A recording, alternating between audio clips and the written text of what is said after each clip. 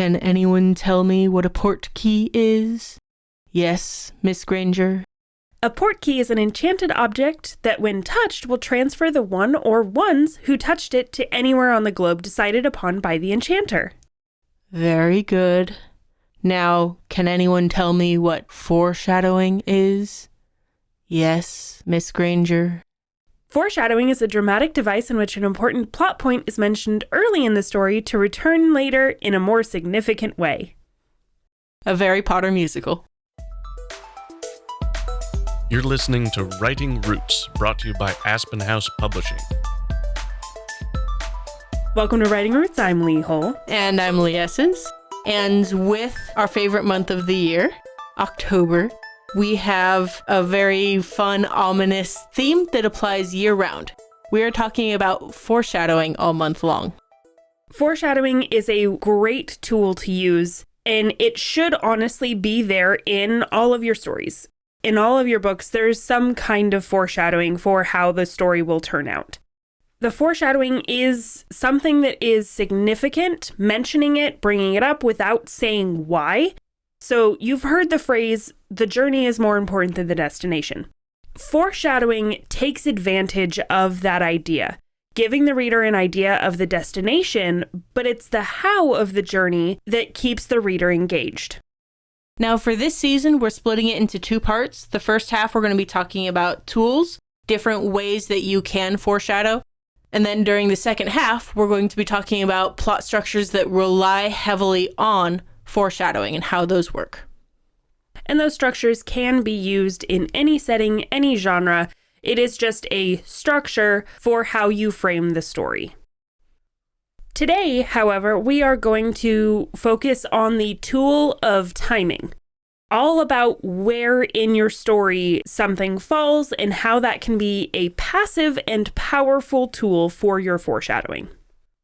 Now, as a reader, you know approximately how long the book is by the number of pages left in said book. You know if you're at the beginning of the story or not.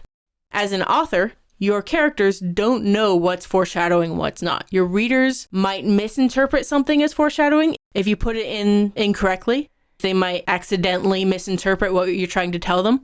Knowing how to wield the timing of giving certain information and how the reader will interpret that is incredibly helpful in being subtle, but sticking out just the right amount in your readers' minds. Sometimes that foreshadowing can be subtle enough that you don't recognize it for a while. A lot of the fun of foreshadowing is looking back on it and going through the story a second, a third time and recognizing the first time they're keeping a secret. That's not cool. The point is the secret itself. The content of said secret changes the context of the whole scene. Being able to restructure things helps weigh things in your reader's mind, depending on where it falls. That's the majority of what we're talking about today. The first type of passive or timing-based foreshadowing is the foregone conclusion. This is we already know how it's going to end. It might be a romance novel. You know it's going to end with a happily ever after. That's just how it is. How do you think the Titanic was going to end, the movie? If you have ever seen anything about history, you know it's going to end with a lot of people dying as the ship sinks. Romeo and Juliet. Outright, opening monologue, beginning, he says, guess what? These two characters are going to die. This is how we get there. The more recent example of that is, I believe it's a YA novel called They Both Die at the End. That is the name of the book. That is foreshadowing that in the end, both of these main characters are going to be dead. All of these are things that your reader knows before they even start reading. It's a foregone conclusion that this is going to happen. In the scheme of passive foreshadowing, this is one of the more obvious ways to do it. But the reader is staying engaged to figure out how they die at the end, to connect those dots and answering those questions with the information that the reader knows, like the title of the book, that the characters don't know. Even though everybody knew the Titanic was going to end in tragedy, they wanted to see the personal stories of these fictional people who were on the boat. The other part of today's episode, we're talking about timing. Where something falls in the story tells us a lot about how we should feel about it. The cinnamon roll character is happy, the villain is conquered, and the main character is about to be crowned king or queen of the realm. But there's 100 pages left. So just where it falls in the story tells the reader there's more story happening here. There's something else that I have to keep reading in order to find out. What are these machinations? Is the villain not actually dead? These types of things. If you find yourself at that point where the cinnamon roll character is happy, the villain is conquered, and the main character has come out on top, and that is honestly the end of your story, and there's still 100 pages left, you really need to take a look at those last 100 pages and see whether they're worth keeping. Because trust me, they're not.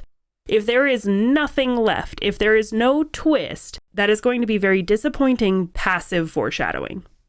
Another possible example is, I believe it was Rocky 3. It was on the TV at the time. About half an hour into the movie, there's a huge prize fight. We know, because it's only half an hour into the movie, who's going to win this fight.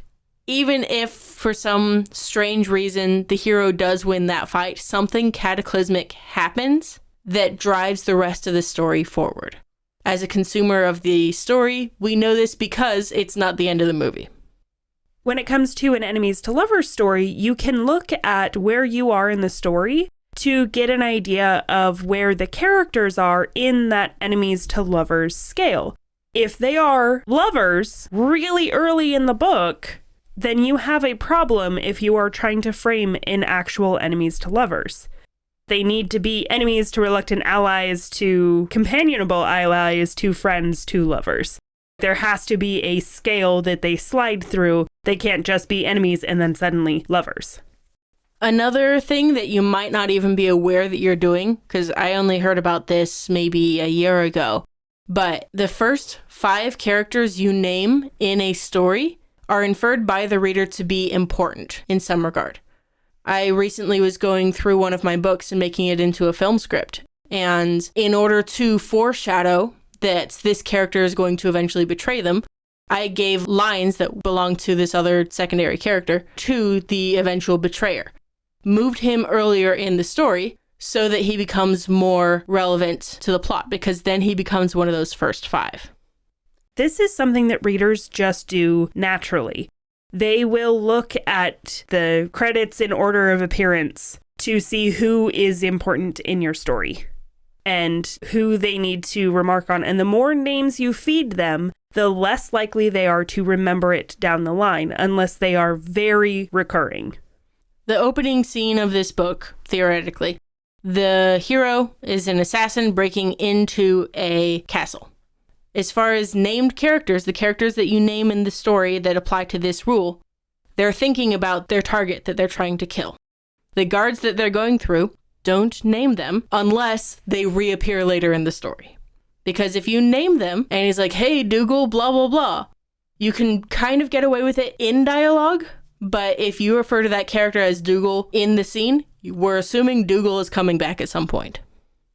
There are exceptions to this, of course. Prologues don't usually count because they should be disconnected from the body of your story. You shouldn't have your main character in your prologue. We've established this before. But you do need to be careful about who you are introducing early. One of the examples that comes to mind for me that did this, I think, poorly was The Six of Crows. I like Six of Crows. It is a good book. I enjoyed it. But the entire first chapter, and yes, it was a first chapter and not a prologue, didn't feature any of the main characters. It just featured interesting plot points that would be relevant later. So we get all of this backstory and history on this character who by the end of the chapter is dead. To me, it felt like a waste of time as a first chapter. Now, there are non-ominous ways to foreshadow something.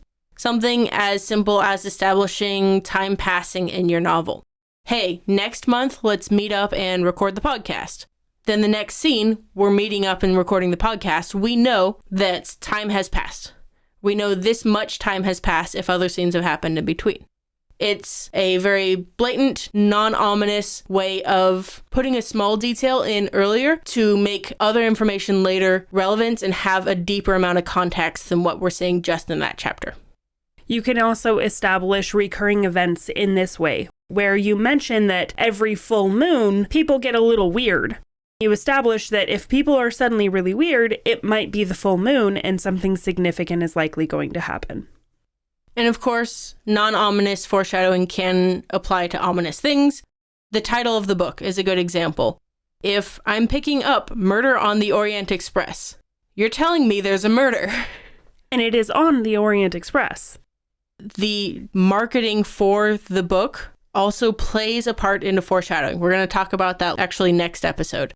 But when you are sitting down to write, when you're looking at how you want to tease and play with and manipulate your readers into believing this and that, keep an eye on the things that you're passively telling them by where they are in the story.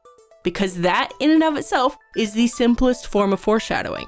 You can have a lot of fun with it, you can mess with your readers, but only if you write selfishly. If you have a question or comment for our hosts or a topic you'd like us to cover, send us an email at writingroots@aspenhousepublishing.com or find us on Facebook by searching for Aspen House Publishing.